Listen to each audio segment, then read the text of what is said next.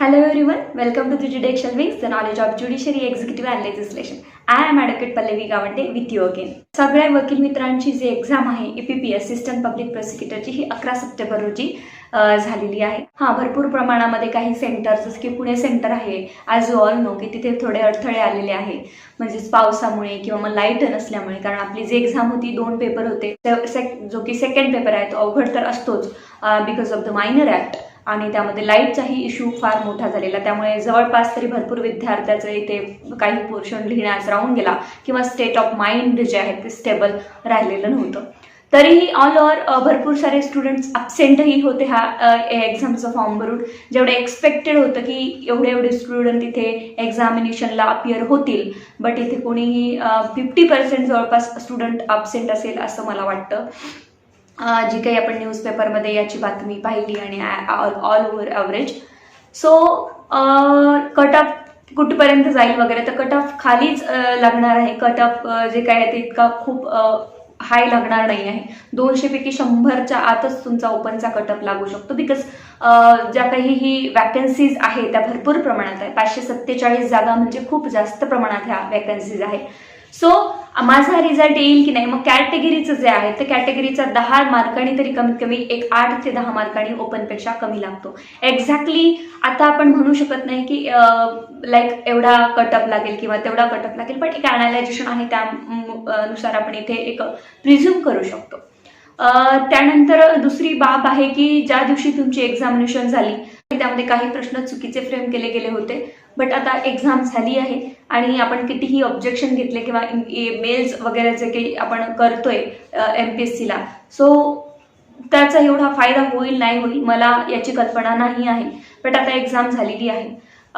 तर सगळ्यात महत्त्वाचं जे की MPSCने अपील प्रपोजल सिलेबस दिल्यानंतरही ओल्ड सिलेबसनुसारच त्यांनी पुन्हा अपील प्रपोजल नाव स्किप केलं आणि अपील ड्राफ्ट आणि अपीलच त्यांनी लिहिलं, जे की चुकीचं होतं. तर ज्याही विद्यार्थ्यांनी पहिले प्रपोजल लिहिलंय तेच बरोबर आहे. आपल्याला प्रपोजलच लिहायचं आहे. We have not right to draft appeal before the session court. Okay, this is the right of the additional public prosecutor, not assistant public प्रोसिक्युटर.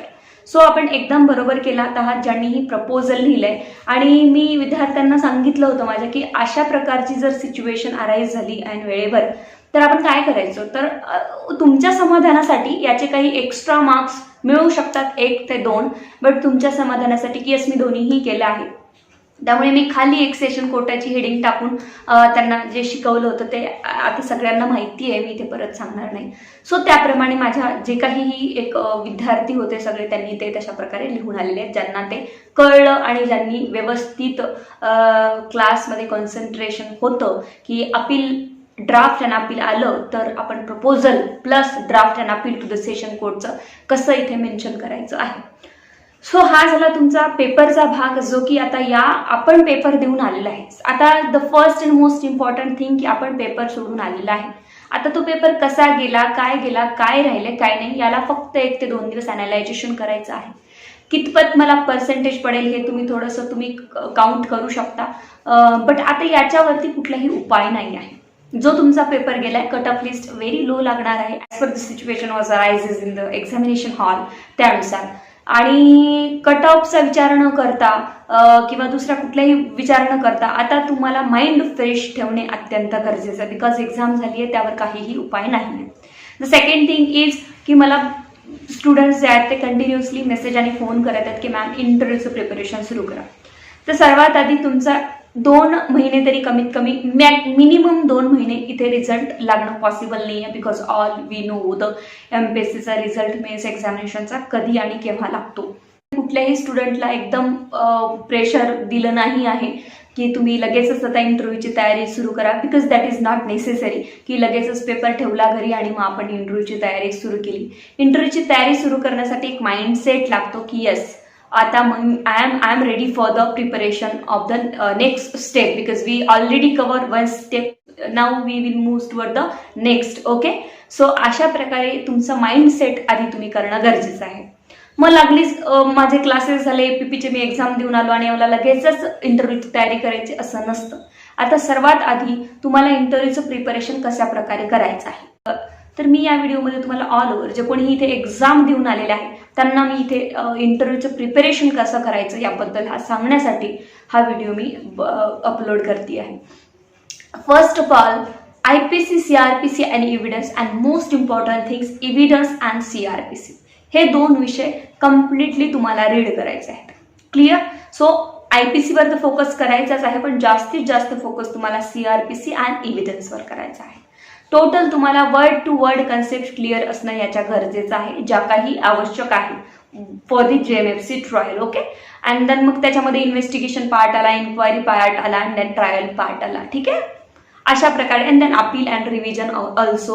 Okay, so हे पार्ट्स तुम्हाला प्रॉपरली वाचून काढायचे आहे. काही डिफिकल्टी असेल तर तुम्ही कोर्टात चर्चा करू शकता तुमच्या सिनियर्स अँड कलिगशी. सो अशा प्रकारे, आणि जे काहीही JMFC ट्रायबल बाय मॅटर्स आहेत, ठीक आहे की नाही, जसे की आपल्याला अपीलसाठी जे काही मॅटर्स होते 498A असेल, मग ते ग्रीवस हर्ट, सिम्पल हर्ट्स असेल, थेफ्ट असेल, एक्स्टॉर्शन असेल, अशा प्रकारचे जे काहीही ट्रायबल बाय द JMFC आहे हे सर्व मॅटर तुम्हाला डीपली स्टडी करायचे आहे. मग पब्लिक प्रोसिक्युटरचं काय काम असतं यावरही फोकस करायचं आहे. आपल्याकडे कोणी प्रोसिक्युटर असेल आपल्या मित्रांपैकी, किंवा मग 25(3) अंतर्गत जे लागलेले आहेत आपल्याकडे, त्यांना विचारा की तुमची ट्रेनिंग कशा प्रकारे होते, तुम्हाला काय काय शिकवलं जातं, किंवा तुम्हाला डेली कुठल्या प्रकारे काम आहे, कशा प्रकारे prosecution open the file before the JMFC courts, या थोडंसं नॉलेज इकट्ठा करणं सुरू करणं गरजेचं आहे. ओके, सो हा एक पहिला पार्ट आहे की CRPC ला सोडू नका, IPC ला नाही, आणि एव्हिडन्स तर ऑफकोर्स ह्या तिन्ही विषयाला तुम्हाला सोडायचं नाही. IPC मध्ये जेवढे ट्रायबल बाय दी JMFC आहे तेवढे ऑफेन्सेस तुम्हाला पर्टिक्युलरली वाचून काढायचे आहेत. असंही नाही आहे की इंटरव्ह्यूमध्ये कधी तुम्हाला सिव्हिल विचारण्यात येणार नाही. बिलकुल सिव्हिलही विचारण्यात येऊ शकतं, पण सिव्हिलमध्ये काहीच असा पोर्शन असतो एक मोजका अगदी की तो विचारण्यात येऊ शकतो, तर तो आपल्याला एक गेस करावा लागतो. आणि exactly what is important for the CJJD trial आणि खालच्या ट्रायलसाठी, किंवा most famous provision in the CPC, हेही तुम्हाला कधी कधी विचारले जाऊ शकतात. मग आता हा झाला अभ्यासाचा पार्ट. मॅडम मायनर ऍक्ट विचारतील का? हा क्वेश्चन मला गेले 8 दिवस झाले प्रत्येक जण विचारते जवळपास. सो मायनर ऍक्टवर इतकं काही विचारलं जात नाही, बट जे काही ट्रायबल बाय दी JMFC आहे, जसे की एसेन्शियल कम्युनिटी कॉन्स्पिकेशन प्रोसिजर आहे. ओके, सो ही प्रोसिजर तुम्हाला विचारू शकतात की what is the confiscation procedure. Okay, तो छोट्या छोट्या गोष्टी काही ज्या की ट्रायबल बाय आहे, ज्याला APP ला काम पडतं, त्या गोष्टी मायनर ऍक्टच्याही काही विचारू शकतात. आता हा अभ्यासाचा पार्ट झालेला आहे. जसे की आपण एक स्ट्रॅटेजी आखणं गरजेचं आहे, ठीक आहे की नाही. मग स्ट्रॅटेजी आखून इथे पुढे आपल्याला जाणे आहे. मग अभ्यासच विचारतात का? तर नाही, अदरही काही गोष्टी विचारतात. जर 10 प्रश्न विचारले त्यापैकी 7 प्रश्न तुमचे अदर असतील, आणि 3 प्रश्न कधी कधी तुमचे सिलेबसने विचारण्यात येऊ शकतात. ठीक आहे की नाही, हेही आहे. मग तुम्ही कुठल्या कॉलेजमधून शिकलात, तुमच्या गावाचं वैशिष्ट्य काय आहे, तुम्ही कुठून आलात आहात, ठीक आहे, तुम्ही काय काय डिग्रीज केलेल्या आहेत, मग तुमचं LLM आहे का, किती वर्ष प्रॅक्टिस केली, कशा प्रकारे प्रॅक्टिस केली, क्रिमिनल आहे की सिव्हिल आहे, मग नवीन कायदे काय आहेत, सुप्रीम कोर्टाचे काही सायटेशन्स निघाले आहेत, त्यावर तुमचा कसा अभ्यास आहे, किंवा त्यावर तुम्ही काय हे करता, प्रोसिक्युशन तुम्ही का निवडलेलं आहे, what is the purpose behind to choose the career of the prosecution, why not JMFC, why not judiciary, why not private advocacy, अशा प्रकारचे प्रश्न तुम्हाला विचारले जाऊ शकतात. मग महिला आहे तर महिलांचे कायदे काय आहे, ठीक आहे की नाही. मग महिला आहे तर पुरुषांसारखं तुम्ही प्रोसिक्युशनमध्ये काम करू शकाल का, what is the difference discrimination. आणि मग नंतर या आता जसं जसं तुम्हाला ते पुढे नेत जाईल त्याप्रमाणे ते कॉन्स्टिट्यूशनवरही येण्याची शक्यता जास्तीत जास्त असते. सो कॉन्स्टिट्यूशनमध्ये काही फंडामेंटल राईट्स आहेत, मग रीड्स आहेत, ओके, किंवा काही other fundamental right like discriminations वगैरे 15, 16, 14 अशा प्रकारचे आर्टिकल्स तुम्हाला इथे विचारण्यात येऊ शकतात. ओके, सो हा झाला एक अभ्यासाचा आणि जनरल पार्ट. तर जनरली तुम्हाला तुमच्या गावाची माहिती असणे गरजेचं आहे, तुमचा प्रॅक्टिस, तुम्ही कुठल्या प्रकारे प्रॅक्टिस केली, कुठले प्रोसिक्युशनसाठी काय तुमचे एम्स आहेत, वाय प्रोसिक्युशन, ओके, ठीक आहे की नाही. सो का तुम्हाला APP बनायचं, असिस्टंट पब्लिक प्रोसिक्युटर का बनायचं आहे, ह्या सगळ्या गोष्टी. आणि आता यामध्ये फक्त मी तुम्हाला मोजक्या गोष्टी सांगते आहे, यामध्ये खूप काही अजून ॲडिशन होऊ शकतं. ओके, सो हा आहे एक सेकंड पार्ट, म्हणजे एक सिलेबसचा पार्ट असू शकतो अभ्यासामध्ये तुम्हाला इंटरव्ह्यूसाठी प्रिपरेशन करायला. नंतर मग सेकंड पार्ट तुमचा जनरल असू शकतो. थर्ड पार्ट आहे जेस्चर. ओके, सो हा what is your gesture. Sir एखादा क्वेश्चन, एक मी उदाहरण सांगू शकते तुम्हाला, असे खूप सारे उदाहरण आहेत, पण एक उदाहरण आहे की तुमचं राहणीमान कसं आहे, तुम्ही कॉन्फिडन्स आहात का, कॉन्फिडेन्शियलिटी काय तुमच्यामध्ये दिसून येते आहे, तुम्ही बसता कसे, तुम्ही बोलता कसे. ओके, सो ह्या सगळ्या गोष्टी पर्सनॅलिटी डेव्हलपमेंटच्याही त्या बघतात ते. आणि त्यानंतर एखादा प्रश्न विचारल्यानंतर सतत प्रश्न विचारले तुम्हाला, मग सतत प्रश्न विचारल्यानंतर तुमच्या चेहऱ्यावर राग येतोय का हे आहे, किंवा तुम्ही त्याला कसं टॅकल करता. 10 प्रश्न विचारले त्यापैकी 9 जर कॉन्फिडन्सनी मला येत नाही, मी याला नंतर वाचून येणार, डेफिनेटली विल रीड इट.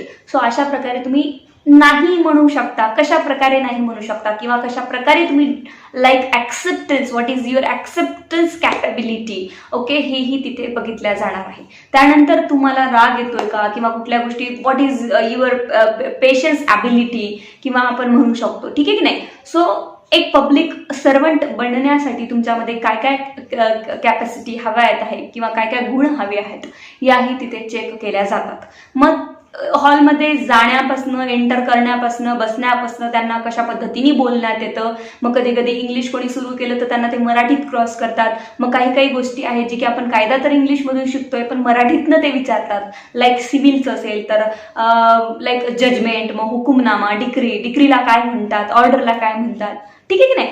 मग अशी मराठीतनं शब्द विचारल्यानंतर तुम्हाला तिथे कन्फ्युजन होऊ शकतं की यस, अरे मी हे तर कधी ऐकलं नाहीये, जर तुमचं इंग्लिश बॅकग्राऊंड असेल तर. ओके, अशा प्रकारचे थोडेसे प्रश्न ते विचारू शकतात. तुमचं LLM कशामधनं झालंय, काय स्पेशालिटी आहे, काय शिकलात तुम्ही त्यातनं, स्पेशलायझेशन का केलं, किंवा कुठल्या दुसऱ्या लेबर लॉ, सायबर लॉ अशा डिग्री झाल्या आहेत का, कशा प्रकारच्या केसेस हँडल केल्या, असे खूप सारे प्रश्न जे की मी आता तुम्हाला 1%ही इथे व्हिडिओमध्ये सांगत नाही. अशा प्रकारे प्रश्न ते विचारू शकतात. मॅटर करणार नाही की ते सगळ्यांनाच हे विचारतील, एका व्यक्तीला यातला एक प्रश्न विचारतील तर दुसऱ्याला होऊ शकतं की 10 पैकी 10 प्रश्न याबद्दले जे की मी बोलताय ते येऊ शकतात. सो सगळ्यात महत्त्वाचं आहे की मीही तुम्हाला इंटरव्ह्यूबद्दल गाईड करते आहे किंवा तुम्ही स्वतः प्रिपरेशन याचं करत आहात, तर यामध्ये इंटरव्ह्यू ही अशी एक प्रोसिजर आहे की यामध्ये तुम्हाला अदर पर्सनचं गायडन्स घेणं गरजेचं आहे. जसं मी म्हटलं तुम्हाला की कोणी प्रोसिक्युशनमध्ये मित्र असेल, कोणी JMFC जजेस तुमच्या ओळखीचे असेल, कोणी सिनियर्स असेल तर त्याकडनं अजिबात मदत घ्यायला खंत वाटू देऊ नका किंवा कुठलीही हरकत नाही आहे. बिलकुल जेवढं मटेरियल कलेक्ट करता येईल तेवढं तुम्ही सेल्फ स्टडीनी सुरुवात करणं अत्यंत गरजेचं आहे. राहिलाय क्लासेसचा प्रश्न की मॅम क्लासेस घ्या, डेफिनेटली क्लासेस घेणार आहे.